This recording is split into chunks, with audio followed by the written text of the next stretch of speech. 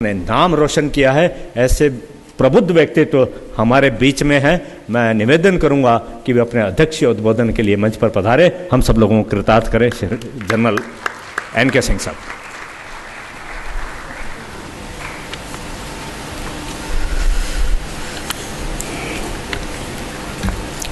विष्णु शंकर जैन जी, मंच पर विराजमान विशिष्ट जन और भाइयों और बहनों, 40 वर्ष के सैन्य जीवन में कई कठिन परिस्थितियां आई हैं, कई कठिन परिस्थितियों को फेस किया है, हैंडल किया है। लेकिन आज विष्णु शंकर जैन जी के उद्बोधन के बाद में बोलना मेरे ख्याल से बहुत ही कठिन एक अंडरटेकिंग है या बहुत कठिन कार्य है। बहुत ही अच्छा तगड़ा उद्बोधन था। उसके पहले मेरे बाकी मंच में विराजमान विशिष्ट जनों ने भी उनके विचार व्यक्त किए हैं। 5-7 मिनट में मैं कुछ एक चीज़ें बोलूँगा जो आज के विषय से थोड़ा बहुत संबंधित भी हैं, थोड़ा बहुत हटके भी हैं, और ज़्यादातर बिंदु ऐसे हैं जो धरातल पर आवश्यक है। धरातल पर कैसे वो असर डालते हैं उसके ऊपर बोलना मैं समझता हूँ ज़रूरी है। राष्ट्रमंथन जो हमारा मंच है उसमें एक ये भी बिंदु आता है कि आम जनता हमेशा ये सोचती है कि सरकारें जो भी कर रही हैं वो निष्पक्ष भाव से केवल देश के भले के लिए या देश की जनता के भले के लिए ही किया जा रहा है। पूरी तरह से ये सत्य नहीं है। कुछ पहलू विष्णु शंकर जैन जी ने बताए हैं, कुछ आपको वैसे भी मालूम होंगे, और जो समाज के वरिष्ठ जन हैं, प्रबुद्ध जन हैं, उनका यह दायित्व है कि हर एक चीज़ को अच्छी तरह से पढ़ा जाए, बारीकी देखी जाए और फिर निर्णय लें कि ये हमारे लिए अच्छा है नहीं है, या इसमें जो त्रुटियां हैं उनको ठीक किया जाए। अभी यूनिफॉर्म सिविल कोड का विष्णु शंकर जैन जी ने कुछ बात करी। एक तो है कि पूरा कोड आ जाए, दूसरा है कि शायद कुछ उसके अंश एक दो करके उस तरह से आते रहें। हो सकता है उस दिशा की ओर थोड़ा बहुत आप बढ़ें। सभी पहलुओं में यूनिफॉर्म सिविल कोड की आवश्यकता ना हो, जैसा उन्होंने बताया। कुछ चीज़ें हो सकती हैं जिनमें वो आ सकता है, लेकिन जो भी आप चाहते हैं, जो भी होना चाहिए, उसमें समाज की तरफ से, जनता की तरफ से भी योगदान बहुत आवश्यक होता है। यदि वो योगदान हो तभी आगे जाकर कुछ उस तरह के कानून बनते हैं, उस तरह का आपको बेनिफिट मिलता है। एक छोटा सा उदाहरण मैं देता हूँ। कुछ वर्षों से एक आंदोलन चल रहा है मेवाड़ में, राजस्थान में, कि राजस्थानी भाषा को भी संवैधानिक दर्जा दिया जाना चाहिए, वो शेड्यूल में इंक्लूड होना चाहिए, संविधान के शेड्यूल में। लेकिन हो नहीं रहा है। राजस्थान आज देश का एरिया के हिसाब से सबसे बड़ा प्रदेश है, आबादी भी लगभग 7 करोड़ है, लेकिन राजस्थानी भाषा को मान्यता नहीं मिली। असम के एक छोटे से एरिया में, जिसे बोडोलैंड भी कहा जाता है, बहुत ही कम आबादी है बोडोज की, लेकिन वो बोडो भाषा को मान्यता मिल गई। क्यों मिली?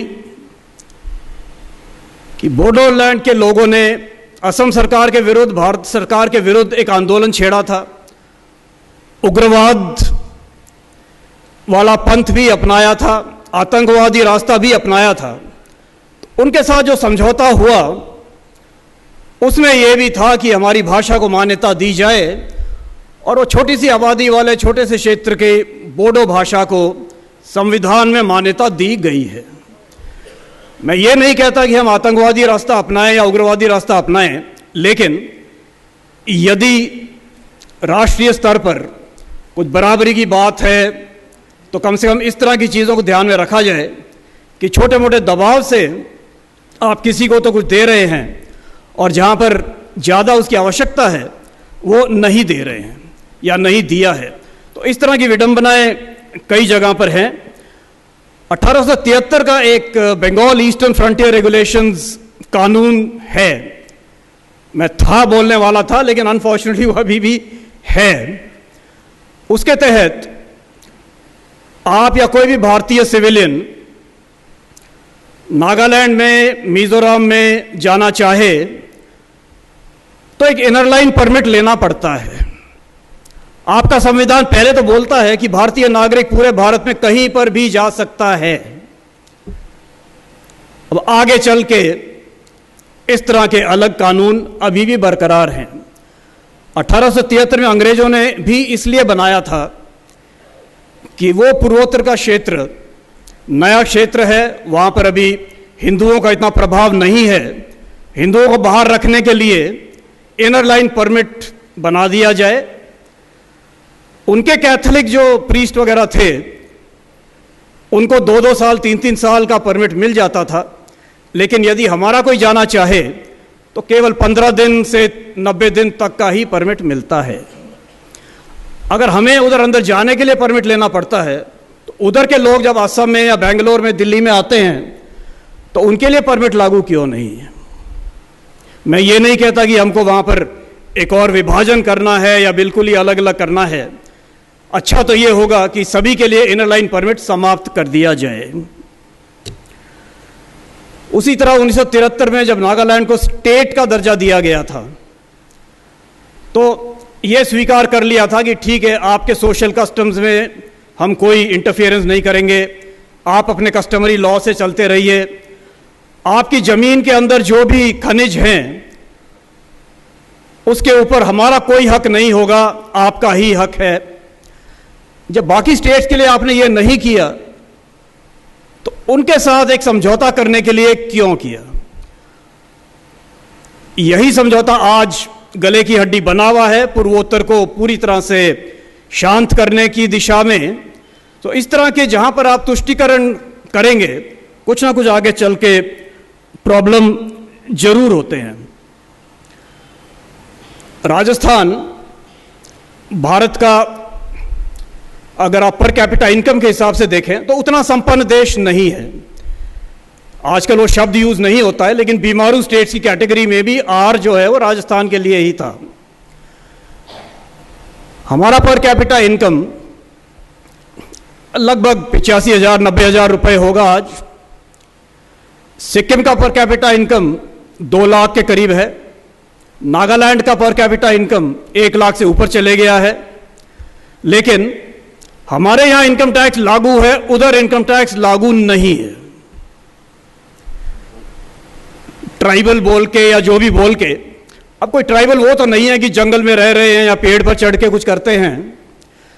वहां भी अरबपति हैं, करोड़पति हैं, बड़े बड़े फार्म हाउस हैं, खूब बड़ी बड़ी गाड़ियां हैं। तो ये जो देश में समानता वाली बात है, जो आर्टिकल 14 हमारा शुरू में ही कहता है, राइट टू इक्वालिटी, भाई ऐसे मामलों में भी तो इक्वालिटी हो। बाकी मैं ज़्यादा उनमें नहीं जाना चाहता जिससे आप परिचित हैं। ये आरक्षण की वजह से क्या क्या विडंबनाएं हो गई हैं, या 15-20% वाला लेक्चरार बन सकता है लेकिन 80% वाला नहीं बन सकता। वो समय की पाबंदी के वजह से अभी मैं उसमें नहीं जाऊंगा। हम संविधान का आदर करते हैं, लेकिन संविधान में जो कुछ कमियां हैं, त्रुटियां हैं, उनको ठीक करना वो भी हमारा दायित्व बनता है। सेना से हूँ इसलिए armed forces special powers act का थोड़ा जिक्र करना चाहूँगा। जहाँ पर आतंकवाद बढ़ गया होता है या उग्रवाद ज़्यादा बढ़ गया होता है और उधर के पुलिस से और स्थानीय प्रशासन से स्थिति संभाली नहीं जाती, तब डिस्टर्ब्ड एरिया एक्ट लाकर सेना को बुलाया जाता है कि स्थिति को संभालिए। अब आपने एक बार सेना को बुलाया है तो सेना तो फिर अपने तरीके से कार्रवाई करेगी। कुछ जातियां शायद हो सकती हैं, लेकिन उतनी ज़्यादा नहीं होती।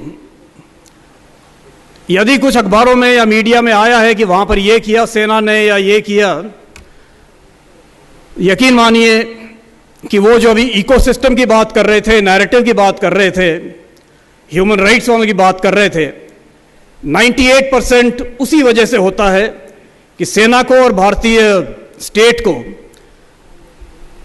बुरी लाइट में, बैड लाइट में दिखाया जाए ताकि उनको फ़ायदा मिले, उग्रवादियों को। सेना अपना काम थोड़ा कम करे और उनको सहूलियत हो। 1863 के आसपास जब अमेरिका में सिविल वॉर हुआ था, एक बहुत ही जाने माने प्रेसिडेंट थे अब्राहम लिंकन। उस टाइम बहुत ही बड़े डेमोक्रेट थे, लेकिन सिविल वॉर के टाइम में उन्होंने क्या किया, जहां जहां सिविल वॉर चल रहा था वहां पर सिविल कोर्ट्स बंद कर दिए गए, राइट टू हेबियस कॉर्पस खत्म कर दिया गया, मिलिट्री कोर्ट्स लागू किए गए, ताकि जिसने कुछ गलती करी है एकदम से कार्रवाई हो, एकदम से सजा हो और स्थिति पर नियंत्रण पाया जाए।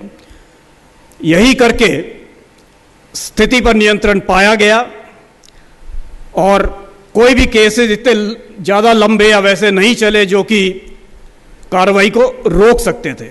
हमारे यहाँ पर भी मार्शल लॉ का प्रावधान तो है संविधान में। बहुत बुरी हालतें हुई है कश्मीर में और कहीं कहीं और पिछले 2-3 दशकों में, लेकिन उसका प्रयोग नहीं किया गया, उसका इस्तेमाल नहीं किया गया।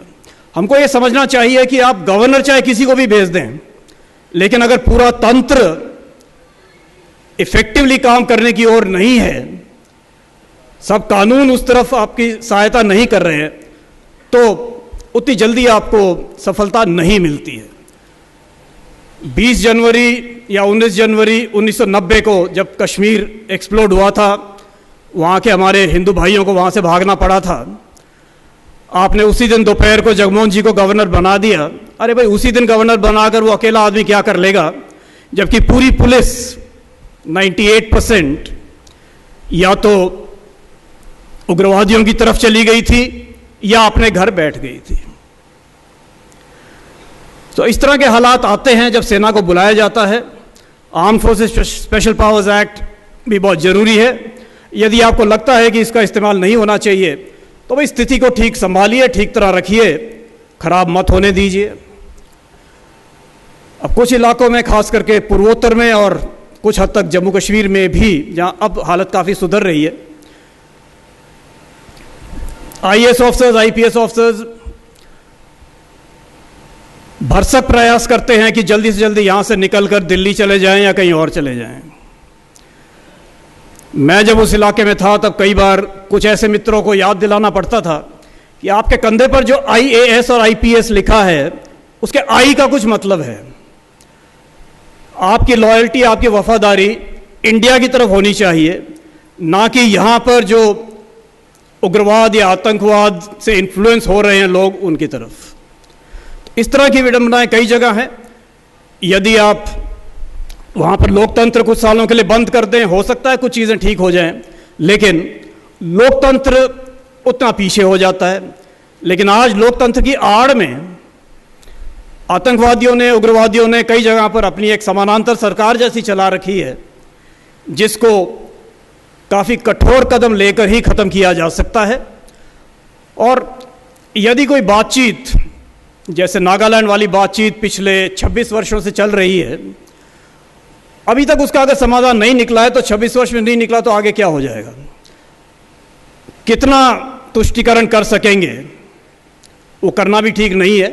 यदि आपने राजस्थान को, मध्य प्रदेश को कुछ हक नहीं दे रखे हैं, तो उधर क्यों देने चाहिए?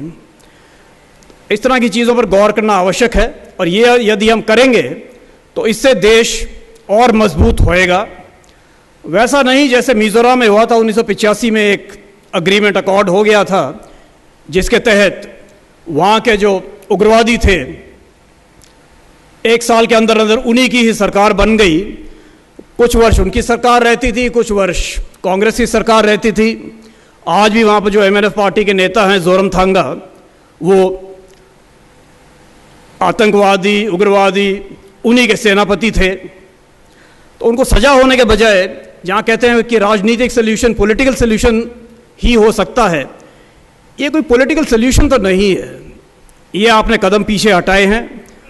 आपने समझौता किया 1985 में, लेकिन आज भी वहाँ पर एक भारतीय नागरिक आसानी से अंदर नहीं जा सकता। वो प्रावधान क्यों रहने दिए हैं फिर? वो तो ख़त्म होने चाहिए थे। तो इस तरह की कई चीज़ें हैं, लेकिन समय काफ़ी हो गया है, आप सब यहाँ पधारे उसके लिए बहुत बहुत धन्यवाद। और विष्णु शंकर जैन जी ने जो उद्बोधन दिया है उसने हम सभी को बहुत प्रेरित किया है और हमें उन्हें आश्वासन देते हैं कि राष्ट्रमंथन के प्लेटफॉर्म के थ्रू जितना कुछ हो सकेगा हम अवश्य करेंगे। आप सबको शुभकामनाएं, बहुत बहुत धन्यवाद। जय हिंद।